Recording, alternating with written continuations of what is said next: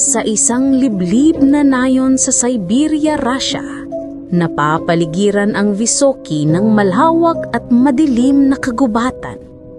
Tuwing taglamig, halos hindi makita ang araw at sinasabi ng mga lokal na may mga nilalang na gumagala sa anino, mga multo, engkanto at nilalang na nagdadala ng lagim sa tuwing magdidikit ang gabi at niyebe. Henerasyon na ang lumipas, ngunit hindi pa rin nawawala ang paniniwala sa Lesnoy Prokyate, ang sumpa ng gubat. Kapag may batang naglalakad ng mag-isa sa gitna ng niyebe, babala ng mga matatanda, huwag kang titingin sa likod. Kapag narinig mo ang bulong, takbo ka lang dahil minsan ang kagubatan mismo ang uubos sa diwa mo. Isang Desyembre, si Anton, 12 taong gulang, nagpapalipad ng layag malapit sa gilid ng gubat. Sabi ng nanay niya, huwag tumapak doon, pero dala ng pangungulit ng kaibigan niyang si Polina, sumubok silang maglakad papunta sa pinakamatandang pine sa paligid. Sabi raw, may lihim na daan papuntang pondong puno ng misteryo. Habang palalim sila ng palalim, unti-unting lumamig at tumahimik ang paligid.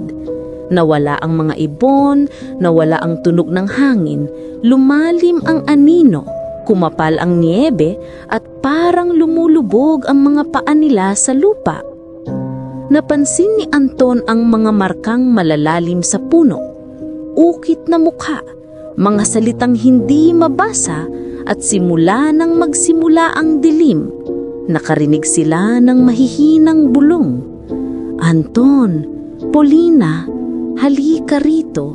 Bulong ng hangin pero walang ibang tao sa paligid. Nang liningon nila ang daan pabalik, nag-iba ang direksyon. Parang nagagalit ang mga sanga. Nagsimula silang maglakad ng mabilis. Pero tuwing humihinto, naririnig nila ang mga yabag sa likod, kasabay ang malamig na hininga. Nagulat sila nang may lumitaw na lalaki.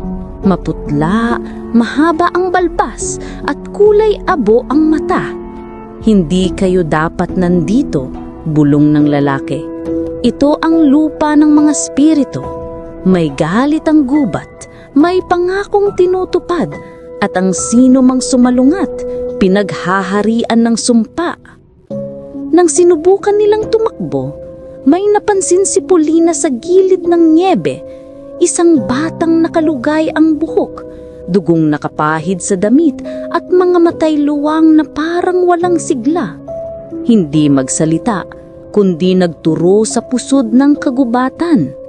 Lumapit ang malamig na hangin at biglang nabura ang landas. Naligaw ang dalawa. Nagsimula silang umiyak. Malamig ang hangin, mabigat ang dilim. Dito nagsimula ang tunog. Mga sigaw na parang natagalan sa alon ng niebe. Bulong ng libo-libong anino. Sumikip ang paligid, nagsilabasan ng hugis ng mga bata. Matatandang tila na balutan ng yelo, lahat nakatingin sa dalawang nawawala. Nagsimulang gumapang ang mga ugat, humawak sa kanilang mga paa, pilit na hinihila papunta sa gitna ng gubat. Nagdasal si Anton, nagsumamo si Polina. Sa huling saglit, pagdilat ni Anton, biglang lumiwanag ang buwan at mula sa gilid ng niebe, may matandang babaeng Rusya na may dalang kandila, suminyas na sundan siya. Sa gabay ng liwanag, nabura ang mga anino at nakalabas sila makalipas ang 3 oras na paglalakad sa gitna ng niebe at gabi. Ang sumalubong sa kanila, mga sugat sa balat, galos sa braso, at malamig na hangin sa bawat gabi matapos ang insidente. Simula noon, tuwing taglamig, naririnig pa rin silang binubulong ang kanilang pangalan sa hangin at tuwing sila'y malapit sa kagubatan, laging parang sinusundan. Hanggang ngayon, sa Vysoky, Babala ng mga nakakatanda, kung narinig mo ang bulong ng kagubatan sa Russia, huwag mong tingnan ng likod, huwag kang bibitaw sa liwanag, dahil ang sumpa ng gubat ay di natatahimik. Marami na ang nawala, kakaunti lamang ang bumabalik, at sa bawat gabi, isa lang ang sigurado, may lihim na nag-aabang sa bilim ng kagubatan, at minsan, buhay na multo ang nagdadala ng tunay na bangungungit.